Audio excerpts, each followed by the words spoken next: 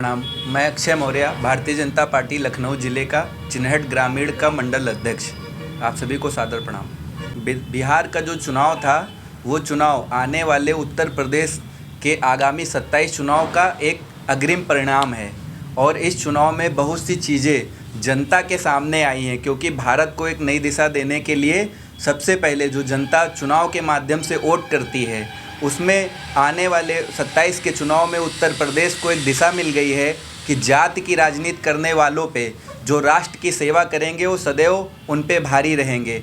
और आज भारतीय जनता पार्टी जिस तरह से सभी समुदाय, सभी धर्म को एक साथ लेकर पार्टी काम कर रही है और सबसे निचले तबके को एक एक योजनाओं से जोड़ने का और विभिन्न अभियानों के माध्यम से महिलाओं का स्तर बढ़ाने का जो पार्टी ने काम किया, उसका ये आज परिणाम है।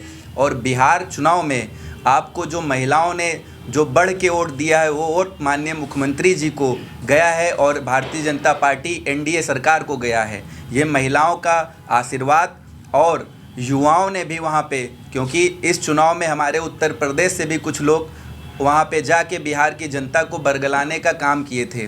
अभी विगत में 24 का चुनाव हुआ था, उसमें झूठ बोल के जनता के बीच में कुछ सीटें हासिल करने के बाद उनको लगता था कि अब भारत भर में ये झूठ उनका काम आएगा। 0 सीट पे चुनाव लड़ रहे थे, पूरे बिहार को डुबो के आए हैं हमारे उत्तर प्रदेश के नेताजी, और जो तालाब में डुबकी लगाने वहाँ पर गए थे।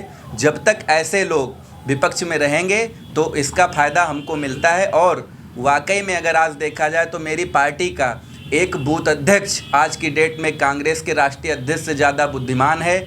और आज तो बाल दिवस है, मैं बाल दिवस पे इन सब लोगों को बधाई देना चाहता हूं, क्योंकि ये सब बड़े नेता के पुत्र हैं। इसके आगे आज तक जनता में अपनी छवि नहीं बना पाए हैं।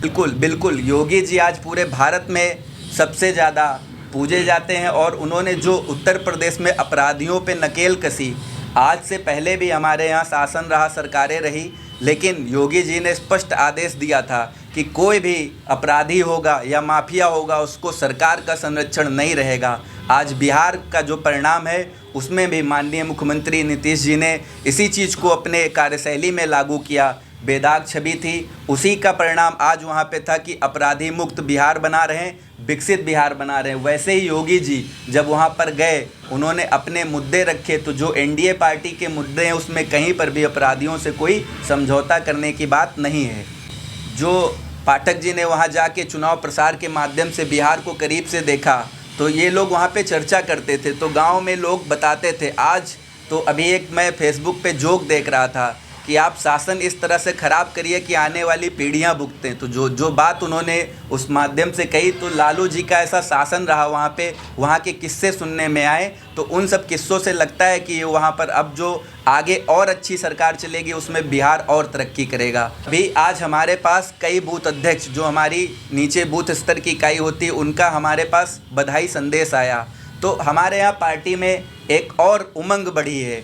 बूथ के कार्यकर्ता आज से बहुत ज़्यादा खुश हुए हैं इस परिणाम से, क्योंकि आने वाले 27 के चुनाव में ये बिहार का परिणाम हम लोग को और ज़्यादा ताकत देगा। क्योंकि यूपी के लोग यहाँ पर, जो विपक्षी दल हमारा सपा दल है, उसके लोग यहाँ पर ये अफवाह फैला रहे थे कि पीढ़िए जातियों में तोड़ने का काम कर रहे थे। आने वाले चुनाव में 27 में अब मुद्दा राष्ट्र रहेगा, राष्ट्रवाद रहेगा। जातिगत राजनीति करने वाले लोग ऐसे ही धरातल में ही रहेंगे, उनका कोई ज़मीनी अस्तित्व अच्छा संगठन में हो या उनके सरकार में हो नहीं बनता दिख रहा है।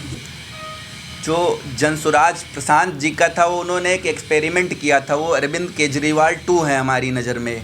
जनता ने एक बार दिल्ली में देख लिया, भविष्य में ऐसी कोई पार्टी जिसका मिशन और जिसका विज़न बहुत क्लियर नहीं होगा, उसके साथ कोई भी प्रदेश हो वो जाने वाला नहीं है।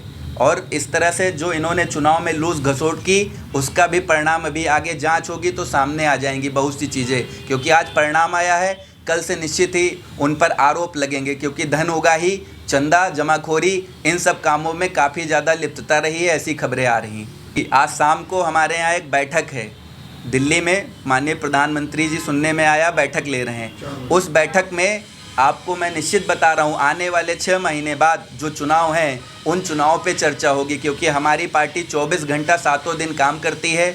यहाँ पर हम लोग साल भर चुनावी मोड में रहते हैं और जब भी मैं खुद मंडल अध्यक्ष हूँ पार्टी का, मेरे यहाँ कोई भी अभियान आता है तो उस अभियान की शुरुआत करने के लिए माननीय मुख्यमंत्री जी, माननीय प्रधानमंत्री जी एक बूथ पर जाते हैं या कहीं से उसकी शुरुआत करते हैं। तो जो हमारी पार्टी में एक ऐसी परिपाटी बन गई है कि चाहे बूथ अध्यक्ष हो चाहे राष्ट्रीय अध्यक्ष, उसको बूथ का काम करना ही करना है। तो वैसे ही आगे हम इसको चुनाव में देखते हैं। अभी ये लोग उत्तर प्रदेश में 24 का चुनाव लड़ रहे थे।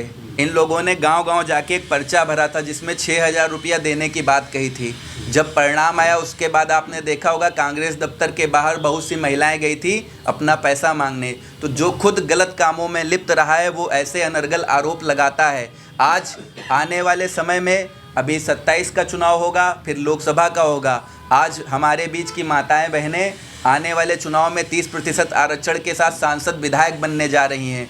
भविष्य में भारत में महिलाओं का कद और बढ़ेगा, वो समाज के हमारी मुख्य धारा में आ रही हैं। ऐसी बातें इनको शोभा नहीं देती हैं। अभी ईवीएम पे रो रहे थे, फिर अब SIR पे रोएंगे, इसके बाद 32 के बाद पता नहीं किस चीज़ पे रोएंगे। क्योंकि जो आदमी स्कूल में पढ़ने में कम अच्छा होता है तो वो अध्यापक पे ही इल्ज़ाम लगा देता है कि सही से नहीं पढ़ाया।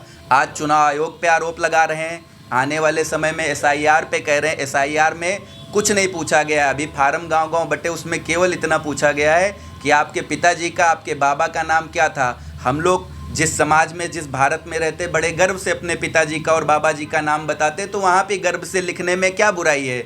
ये बांग्लादेशी रोहिंग्याओं के साथ मिल के जो भारत को लूटने का, भारत की राशन खाने का और यहाँ की सुविधाओं को भोगते थे, उन पर कार्रवाई है और ये चुनाव आयोग के माध्यम से हो रही है। इसके लिए हम चुनाव आयोग को धन्यवाद देते हैं कि उत्तर प्रदेश में भी SIR लागू हो और इसका पूर्णतया पालन हो ताकि एक एक वोट सही हो पाए। अभी मैंने देखा कि हमारे विधानसभा में ऐसे ऐसे बूथ थे जहाँ पर एक ही आदमी एक नाम से और उसका उसी नाम से विधानसभा में 1200 वोट, 1100 वोट, ऐसे वोटों को चिन्हित किया जा रहा है। SIR में वो सब निकल के आएंगे और जितना फर्जी वोट है वो काटने का चुनाव आयोग काम करेगा। बिल्कुल निश्चित है, क्योंकि पश्चिम बंगाल में जो बयार चली है, आज पश्चिम बंगाल राष्ट्र के साथ खड़ा हो रहा है। आप जब भी देखते हैं वहाँ पर हिंदुओं के साथ इतने बृहद स्तर पर हिंसा की जाती है, वहाँ की मुख्यमंत्री निष्पक्ष नहीं है और ये जांच का विषय है कि वो हमेशा हिंदुओं के साथ क्यों भेदभाव करती हैं।